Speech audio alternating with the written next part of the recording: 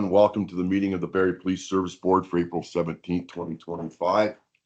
I'd like to call the meeting to order and begin with our land acknowledgement. In keeping with Indigenous protocol and building respectful relationships between Indigenous and non-Indigenous peoples in Canada, it is customary to acknowledge the traditional territories and ancestral lands of Indigenous peoples. We would like to acknowledge this sacred land on which the Barrie Simcoe Emergency Service Campus operates.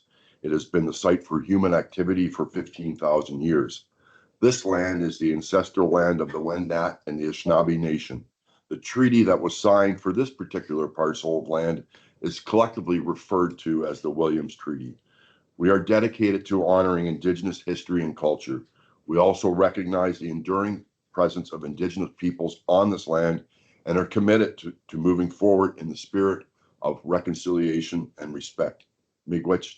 Thank you. I'd like to acknowledge we have a couple of special guests at the table this morning, Tom Gervais and Ryan Behringer from the Inspectorate of Policing and their advisors to our board. So welcome, gentlemen, to the Barrie Police Service Board. Thank you, Chair. Thank you, sir. Our agenda was distributed in advance. A motion to approve today's agenda. Mr. Khan, Mr. Ron, any questions, amendments, or changes to the agenda? Seeing none, all those in favor? Are there any conflicts of interest that any member would like to disclose with respect to today's agenda? Seeing none, also distributed in advance were our minutes of March the 20th, 2025. A motion to approve those minutes. Mr. Khan, Mr. Khan, comments or amendments to those minutes? Seeing none, all those in favor?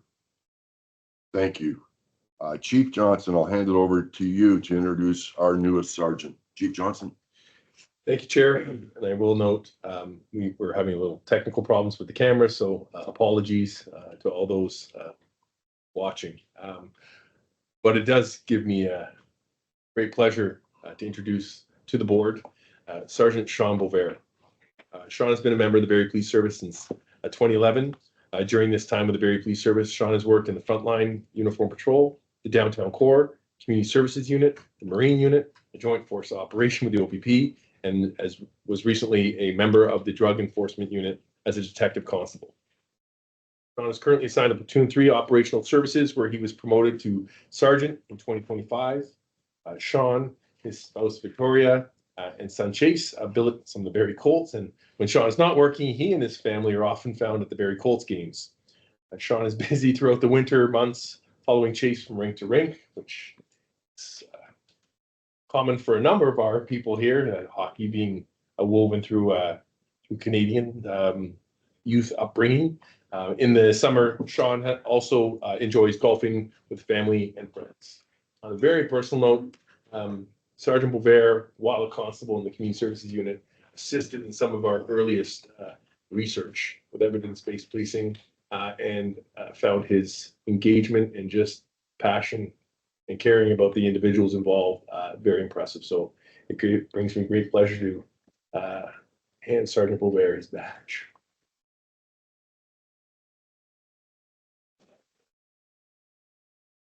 You can do it in front of the legs. Yeah.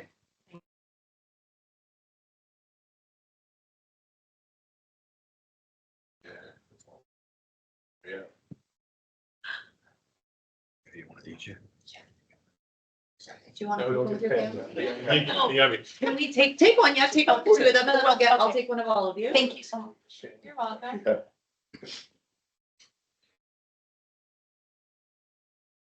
Thank you. And if you guys want to get one, I'll take it with yours then. Thank you. We're working on it. All right.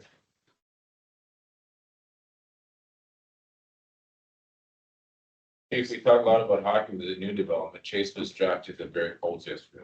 Oh, Nice. Nice. Oh, what's that? For sure. Appreciate it.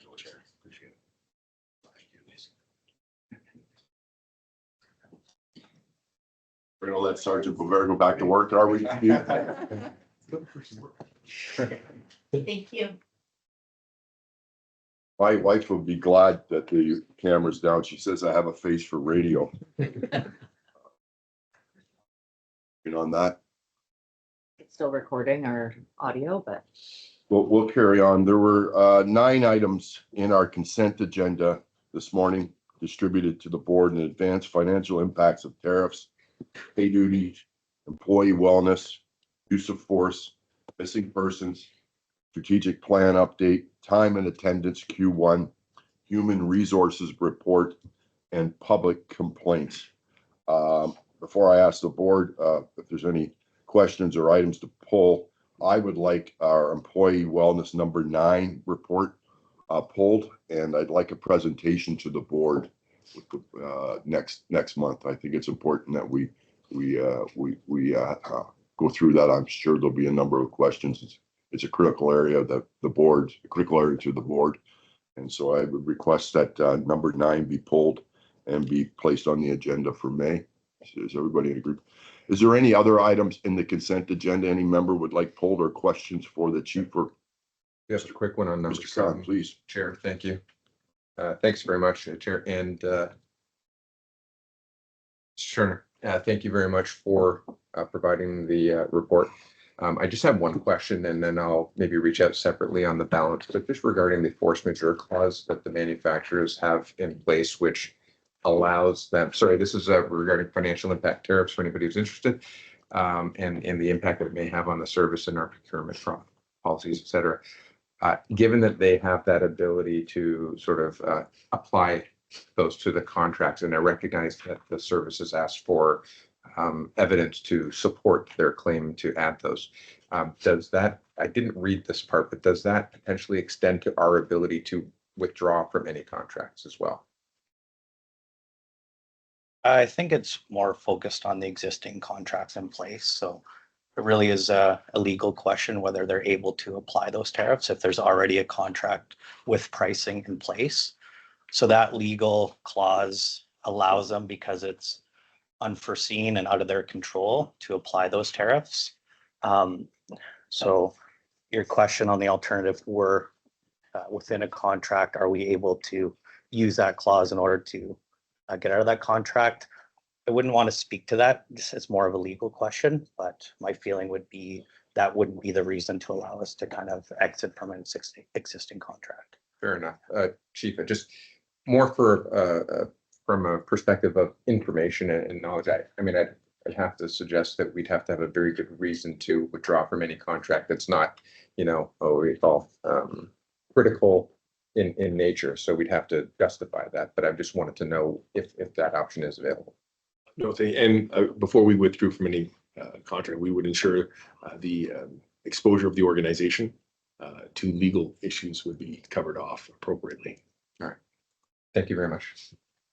Welcome, Mayor Nuttall. Thank you. And you got stuck in traffic behind an accident. Yes. We'd already responded though, so that was good. As in, you'd already responded. So We considered sending a car out for you. Yeah. That may not be I was the waiting for best the use response. of our resources. Yes, that's a good idea.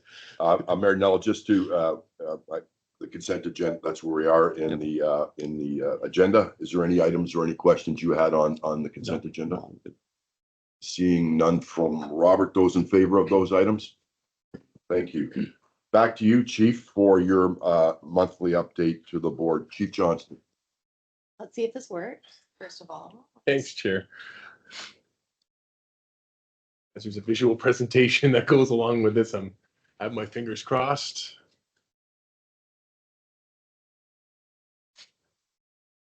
So, thank you, Chair. I'm just going to roll with this as long as it's working. So, All right. Get to the bar.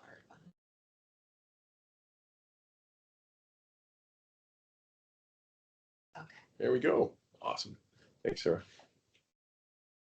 So, Chair Ford, thank you for once again the opportunity to keep you and our community appraised of some of the things our members have been up to in the last month.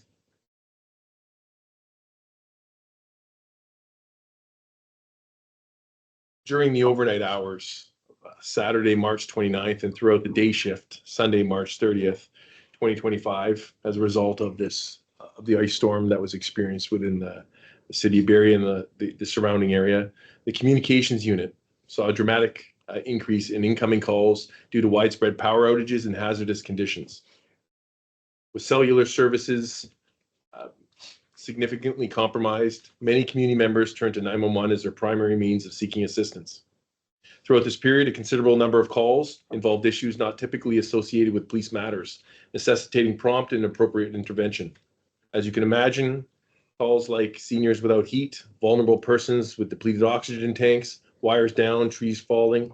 Our members throughout the night and day actively sought to assist our community members.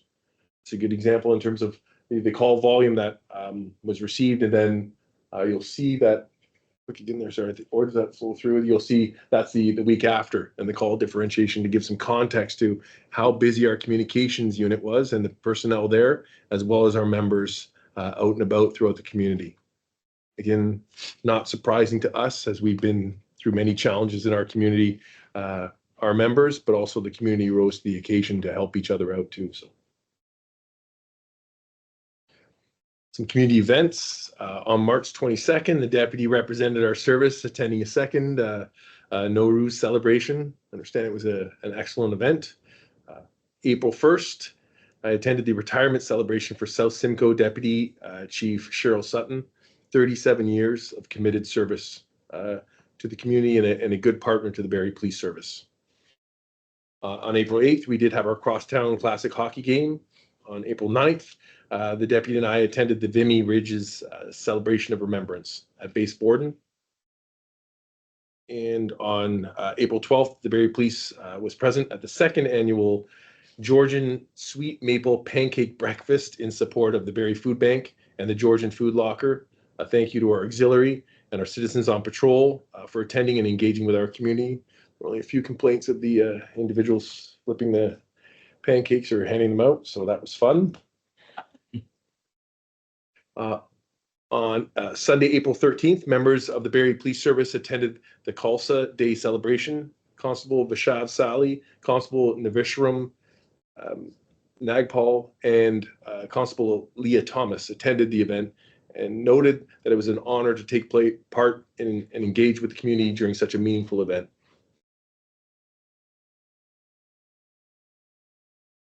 As the board's aware, our recruits have a wonderful time regularly when they come back from the college.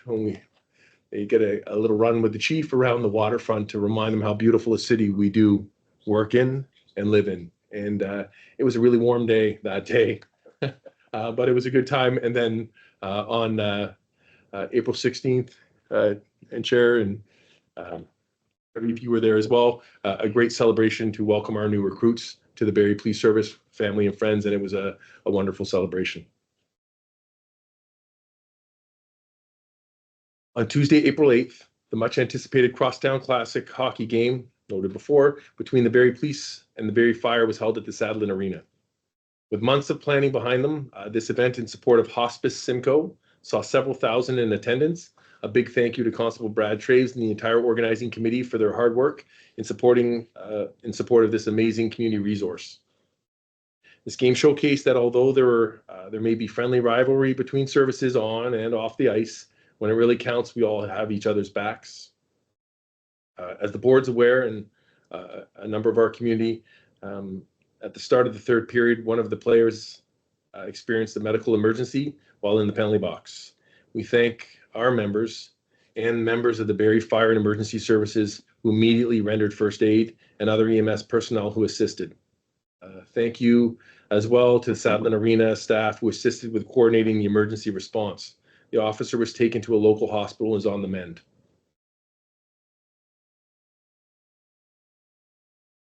Some updates to the board with respect to some meeting and our ongoing partnerships. The Community Safety and Wellbeing Committee meeting was attended, monthly City of Barrie meeting. We did have a visit from Solicitor General Michael Kersner and our local MPP Andrea Kanjan. Get to see one of the first fully EV frontline vehicles out on the road. Fraud prevention awareness interview with external auditors with our budget. We did expose our new recruits as they will be embedded for the rest of their careers in evidence-based policing. So they received a presentation.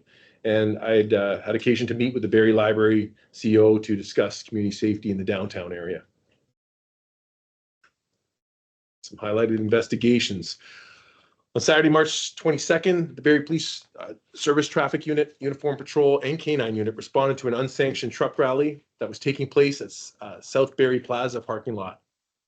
An estimated 150 to 200 trucks had gathered in the plaza, along with more than 100 additional observers. A 22-year-old from Hamilton was observed operating his pickup truck in a dangerous manner, and when police attempted to stop him and his behavior, he almost struck 2 officers prior to fleeing the area. That individual on Tuesday, March 25th, was charged by the Barrie Police Service with mischief under 5,000, dangerous operation of a motor vehicle, and flight from a peace officer. On the afternoon of Tuesday, October 22nd, 2024, officers from the Barrie Police Service responded to a report of a serious motor vehicle collision involving a passenger vehicle and a motorcycle. The driver of the motorcycle, a 34-year-old male from Barrie, was transported to a local hospital and was later pronounced deceased.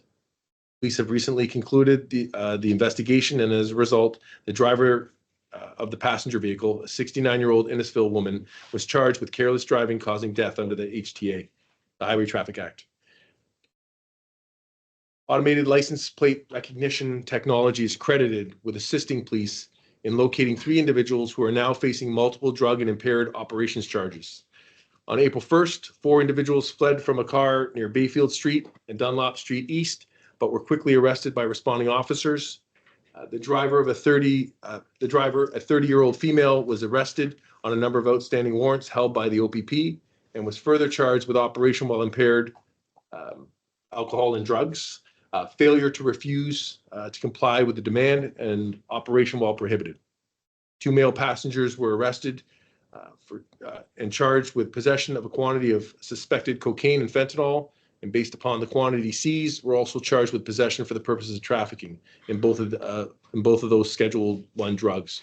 This is just a smattering of what the great work being done proactively by our officers out there on a daily basis.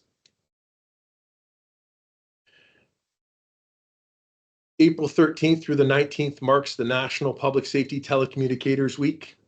As you can appreciate with the ice storm, nothing brings that home more than the reality of what they do every single day. Throughout the week, we've been sharing posts on social media recognizing the incredibly challenging role of our communications center members. Thank you to everyone who puts on a headset and answers the call. On May 1st, the next round of the Citizen Police Academy will begin, welcoming interested members of our community to learn more about the Barrie Police Service. We encourage any members that would be interested to reach out. I think it is an incredible initiative, and the feedback we've had from previous classes has been very positive. And with that, Chair, I'll hand it back to you, unless there's any questions from the board. Thank you, Chief Johnston. Questions for the chief or his team on his update? Checking Deputy Mayor Thompson. No, so thank you, Chief, for that update. I did communicate this to you and the deputy, our appreciation for the work done by all first responders during the ice storm, but particularly from my perspective, our members. So they did a wonderful job, and the proof in the pudding was the numbers. So the appreciation from the board to all the members for a job well done. Thank you, Chair. A motion to move in camera in accordance with section 44(1)(c) of the Community Safety and Policing Act.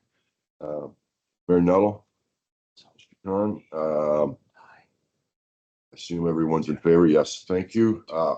Just before we do that, our next we have a budget committee meeting on Thursday, May the 8th. That is to receive the draft auditor's report, and our next board meeting is May the 15th. For those in the public watching, that will adjourn the public portion of our meeting, and we'll move in camera.